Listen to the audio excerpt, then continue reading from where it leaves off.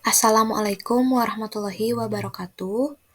Nama saya Selvia Nurapiani Sukandar dengan NIM 2213311030.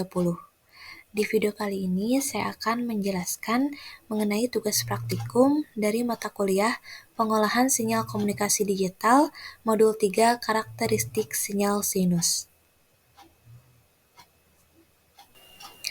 Diawali pada nomor 1, yaitu jalankan program di bawah ini.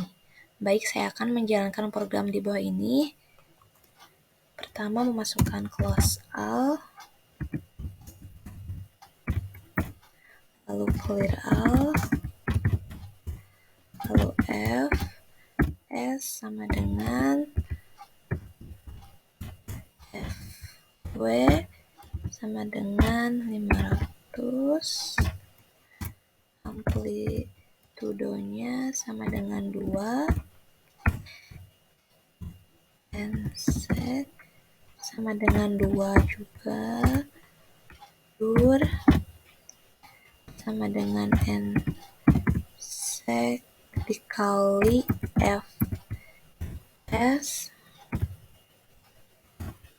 N sama dengan 0, dur, lalu Y sama dengan amplitudo dikali sin 2 dikali P dikali N dikali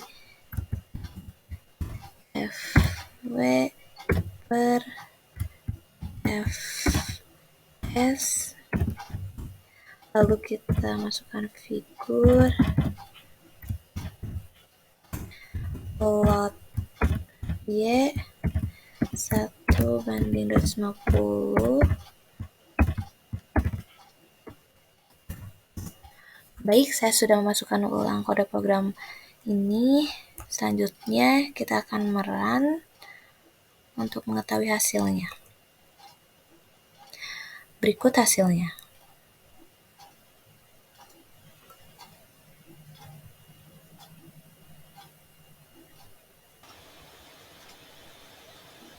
Setelah menjalankan program nomor 1, selanjutnya soal nomor 2, jawablah pertanyaan-pertanyaan berikut ini dan tuliskan pada laporan saudara. Pertama, A. Variabel mana yang menunjukkan frekuensi sampling? Pada program ini yang menunjukkan frekuensi sampling yaitu pada F_S, di mana memiliki nilai sebesar 10.000 Hz. B. Variabel mana yang menunjukkan frekuensi sinyal? Pada program ini yang menunjukkan frekuensi sinyal yaitu pada F_W sama dengan nilainya yaitu 500. C. Berapa jumlah gelombang yang tampil pada hasil plot? Dan mengapa program di atas hanya menghasilkan gelombang sejumlah itu? Jadi, jumlah gelombang yang tampil pada hasil plot berjumlah 12,5 atau 12,5. Cara menghitung sinyal sinus yaitu setiap satu gunung, satu lembah, itu dinamakan satu periode. Dan mengapa program di atas hanya menghasilkan gelombang sejumlah 12,5, yaitu karena terdapat variabel plot Y yaitu 1:250, di mana program akan membuat grafik berdasarkan variabel Y dan akan menampilkan sampel dari sinyal sinusoidal dimulai dari 1 sampai 250 pada sumbu X grafik. D. Perhatikan kode pada baris ke-11. Ganti kode ini agar dihasilkan tampilan hanya satu gelombang sinus saja. Baik, ini pada baris ke-11. Kita ganti 1:21. Setelah itu kita merun untuk mengetahui hasilnya. Berikut hasilnya.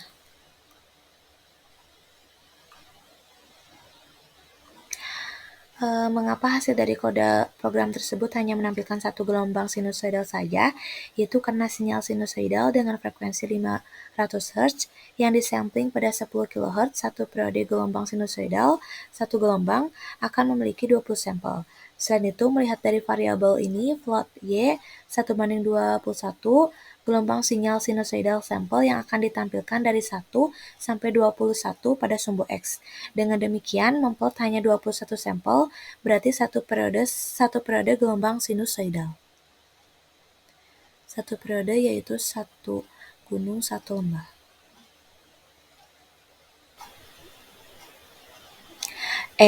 Ganti kode pada baris ke-11 dengan plot Y. Perhatikan tampilannya dan jelaskan mengapa hasilnya seperti itu. Baik, pada baris ke-11 kita ganti menjadi plot Y saja.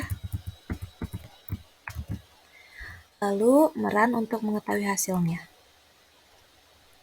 Berikut hasilnya.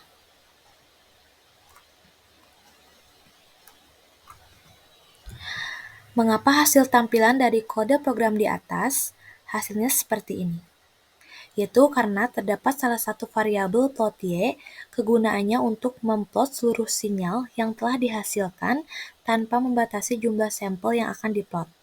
Selain itu, satu gelombang sinyal memiliki periode 20 second, panjang gelombang keseluruhan 20.000 second, lalu pada jarak tersebut terdapat 1000 gelombang sinyal hasil dari 20.000 dibagi 20, yang menunjukkan pada plot Y untuk menampilkan 1000 sinyal pada jarak 1 sampai 20.000, sehingga tampilannya hasil dari kode program di atas ini menumpuk. F. Ganti kembali baris ke-11 ke kode semula, lalu ganti nilai Fs dengan 1000. Perhatikan hasilnya, jelaskan mengapa dapat terjadi demikian. Baik, pada baris ke-11 kita ubah menjadi ke kode semula 1/250, kemudian frekuensi samplingnya kita ubah menjadi 1000. Setelah itu, meran untuk mengetahui hasilnya. Berikut hasilnya. Mengapa tampilan hasil dari kode program di atas seperti berikut, yaitu dikarenakan frekuensi sampling yang lebih rendah 1000 Hz, maka jumlah sampel yang dihasilkan dalam 2 detik hanya sebanyak 2 kali 1000 sama dengan 2000 sampel. Dengan memplot hanya 250 sampel pertama dari sinyal tersebut, sehingga hanya melihat sebagian kecil dari seluruh sinyal yang cukup untuk menampilkan gelombang-gelombang awal dari sinyal sinusoidal. Hal ini menyebabkan tampilan gelombang yang lebih jarang dan terlihat terpotong-potong. Selain itu, untuk menentukan frekuensi sampling, terdapat teori Nyquist untuk hasil yang sesuai dengan kriteria, yaitu di mana frekuensi sampling harus lebih besar atau 2 kali lipat dari frekuensi maksimum. Di mana pada kode ini, 2 dikali frekuensi sinyal sama dengan 2 kali 500 sama dengan 1000. Nah, ini nilainya termasuk kriteria. Tapi ketika praktek menunjukkan keadaan tidak stabil dan menghasilkan efek aliasing di mana frekuensi sinyal yang sama dengan setengah dari frekuensi sampling dapat menyebabkan sinyal yang direkonstruksi.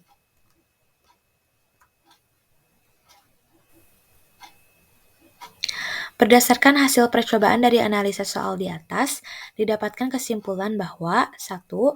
Variabel Fs menunjukkan frekuensi sampling yang menentukan berapa banyak sampel yang diambil dalam 1 detik dari sinyal.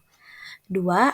Variabel Fv menunjukkan frekuensi sinyal yang menentukan berapa gelombang sinusoidal akan berulang dalam 1 detik. 3. Plot Y, yaitu seluruh sinyal sinusoidal yang dihasilkan ditampilkan tanpa pembatasan jumlah sampel yang diinput. 4. Mengurangi frekuensi sampling menjadi 1000 Hz, hasilnya adalah sinyal yang lebih terpotong-potong karena jumlah sampel yang lebih sedikit dalam 1 detik. Hal ini dapat menyebabkan efek aliasing jika frekuensi sinyal melebihi setengah dari frekuensi sampling. 5. Teori Nyquist, frekuensi sampling harus lebih besar atau 2 kali lipat merupakan pernyataan singkat yang mengikuti prinsip dasar teorema Nyquist-Shannon. Teorema Nyquist-Shannon menyatakan bahwa untuk merekonstruksi sinyal analog dari sampel-sampel digitalnya tanpa kehilangan informasi, frekuensi sampling harus minimal 2 kali lipat dari frekuensi tertinggi dalam sinyal analog yang direkam. Cukup sekian, mohon maaf jika terdapat kesalahan maupun kekurangan. Wassalamualaikum warahmatullahi wabarakatuh.